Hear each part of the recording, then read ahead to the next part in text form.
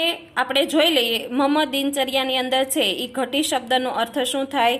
વિકલ્પ પૂરવાના છે. ઘટી એટલે ઘડિયાળ, કહ શબ્દસ્ય કહ એટલે કોણ, પ્રતિદિનમ શબ્દસ્ય એટલે દરરોજ, દુગ્ધમ એટલે દૂધ, ગૃહકાર્ય શબ્દસ્ય એટલે ઘરકામ, વિદ્યાલય શબ્દસ્ય પર્યાય શબ્દ પાઠશાલા, સમય એટલે ઘટિકા, ભોજન શબ્દસ્ય એટલે અશનમ એટલે ભોજન, અલ્પાહાર શબ્દનો પર્યાય આહાર, જનનીનો શબ્દનો માતા. હવે સાયમ શબ્દસ્ય વિલોમ એટલે સાયમ એટલે પ્રાતઃ, સુપ્તમ એટલે જાગૃતમ, ગચ્છામિ તો આગચ્છામિ, અદ્ય તો શ્વઃ.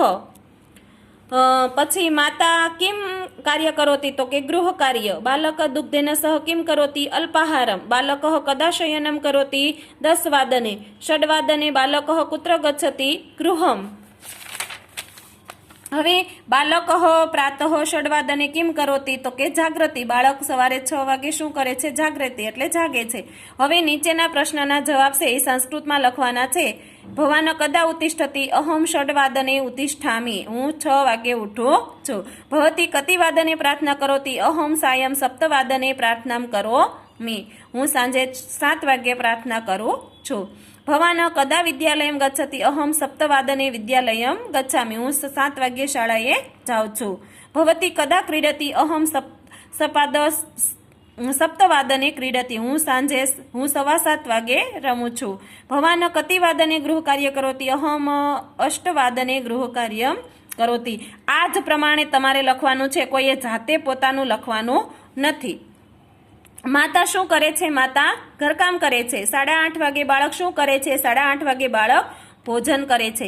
બાળક શું વાંચે છે? બાળક પુસ્તક વાંચે છે. 12:15 વાગે બાળક ક્યાં જાય છે? 12:15 વાગે બાળક શાળાએ જાય છે. હવે આ ભાષાંતર છે. 6:30 વાગ્યાથી 7 વાગ્યા સુધી યોગાસન કરે છે. અહીંયા છે ને યોગાસન. તદંતરમ દુગ્ધમ એવમ અલ્પાહારમ કરોતી, ત્યાર પછી દૂધ પીઉં છું અને સવારનો નાસ્તો કરું છું. મમ માતા ગૃહકાર્યમ કરોતી, મારી માતા ઘરકામ કરે છે. અહમ ત્વામ સ્વાહ્યમ કરોતી, હું તેને મદદ કરું છું. 9 વાદનતઃ 10 વાદન પર્યંતમ અધ્યયનમ કરોતી, 9 વાગ્યાથી 10 વાગ્યા સુધી અભ્યાસ કરું છું. 11:30 વાદને ભોજનમ કરોતી, કેટલા વાગે? 11:30 વાગે હું ભોજન કરું છું. સપાદ 12 વાદને વિદ્યાલયમ ગચ્છોતી, એટલે કે 12:15 વાગે હું શાળાએ જાઉં છું. ત્યાર પછીનો પેરેગ્રાફ છે. તદંતરમ અહમ સાયં પ્રાર્થના કરોતી, ત્યાર પછી હું સાંજની પ્રાર્થના કરું છું.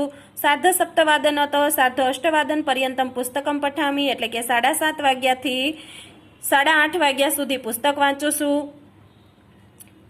9 વાદનતઃ 9:30 વાદન પર્યંતમ દૂરદર્શનમ પશ્યામી, તો શું કરું છું? 9 વાગ્યાથી 9:30 વાગ્યા સુધી ટીવી જોઉં છું.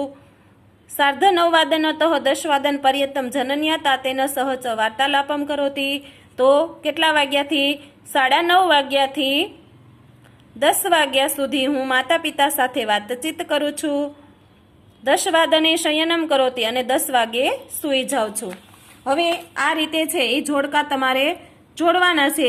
પેલું છે પ્રાતઃ ષડવાદને ઉત્થાનમ કરોતી, તો સવારે 6 વાગે છે એ અહીંયા આવી રીતે જોડશો નહીં તોય ચાલશે, ખાલી લખી નાખજો. પ્રાતઃ ષડવાદને ઉત્થાનમ કરોતી, પ્રાતઃ 9 વાદને અલ્પાહારમ કરોતી, મધ્યાહનમ 12 વાદને ભોજનમ કરોતી, સાયં 6 વાદને અધ્યયનમ કરોતી, સાયં 7 વાદને ભોજનમ કરોતી, રાત્રે 8 વાદને કથાશ્રવણમ કરોતી, અને રાત્રે 10 વાદનમ શયનમ કરોતી.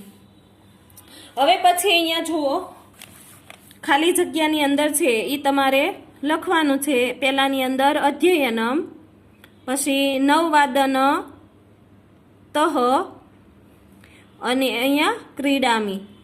9 વાદનતઃ 10 વાદન પર્યંતમ, અહીંયા એમ લખવા 9 વાદનતઃ 10 વાદન પર્યંતમ.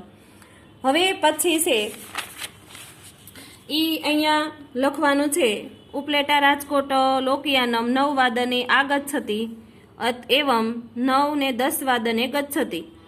તો અહીંયા જે છે ને એ પ્રમાણે જ કોષ્ટકને આધારે છે એ તમારે લખવાનું છે. ઉપલેટા રાજકોટ 9 વાદને 9 ને 10, પછી બાટવા વડોદરા 12 ને 15 અને 11 ને 30. તો અહીંયા લખ્યું બાટવા વડોદરા એ રીતે છે 12 ને 15 તો અહીંયા 12 ને 15 અને પછી અહીંયા આગળ છે તે 11 ને 30 એવી જ રીતે છે ઈ અહીંયા લોકયાનમ છે જામજોધપુર જસદણ તો અહીંયા જામજોધપુર જસદણ છે કેટલા વાગે છે 13 ને 5 અને 15 ને 5 અને 15 ને 10 તો અહીંયા પણ એ રીતે છે એ તમારે લખવાની છે।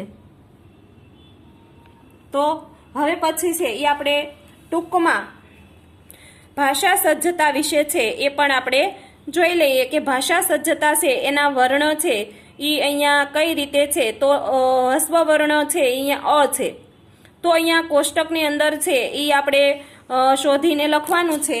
હવે પછી અધોલેખિતેષુ વર્ણેષુ અંતસ્થ વર્ણ કહો અંતસ્થ કયો આવે ય અધે લખીશું ઉષ્માક્ષર વર્તતે શ ઉષ્માક્ષર કયો છે શ પછી એ વર્ણે સ્વર કહ વર્તતે સ્વર કયો છે ઈ પછી અધોલખિત ઘોષ કયો ઘોષ વર્ણ કયો છે જ અધોલખિત શું દંતસ્થાનમ કસ્યમ વર્તતે તો કયો છે દંત ત તો હવે આ કોષ્ટકો છે એ તમારે કશું પાકું કરવાનું છે નહીં પણ એના આધારે છે એ ખાલી જગ્યા પૂરવાની છે। હવે અહીંયા તમારે ખાલી સમજી લો કે અધોદક્તે તે સભ્યતે તૃતીય એકવચનસ્ય રૂપમ ચિનુત તો ધ્રુવેણ તો અહીંયા તૃતીય એકવચનનું રૂપ છે એ ક્યાં છે અહીંયા તો જો અહીંયા રામેણ તો અહીંયા શું આવશે ધ્રુવેણ એ નવો પાછળ એ રીતે તમારે શોધવાનું છે।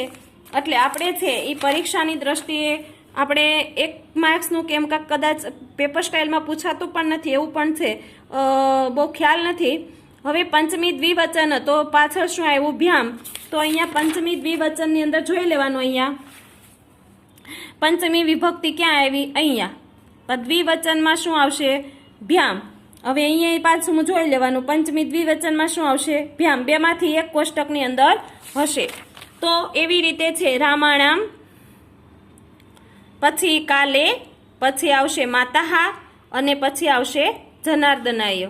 હવે અહીંયા જો બાલાયા છે અકારાંત સ્ત્રીલિંગ બાદ ત્રીજ છે એ અહીંયા અકારાંત સ્ત્રીલિંગ બાલાયા તો શબ્દ છે બાલા એ ષષ્ઠી એકવચન એવી જ રીતે રમાયે છે અકારાંત સ્ત્રીલિંગ રમા શબ્દ ચતુર્થી એકવચન એ આ કોષ્ટક પ્રમાણે છે એ તમારે આ રીતે તમારે લખવાનું છે। આટલું આ બધું હું તમને છે એ મોકલું છું સ્વાધ્યાય પોથીની અંદર। હવે પછી એકમ કસોટીના પણ તમને હું તમારી જાતે લખવાનું હોય છતાં હું ફોટા પાડીને મોકલું છું।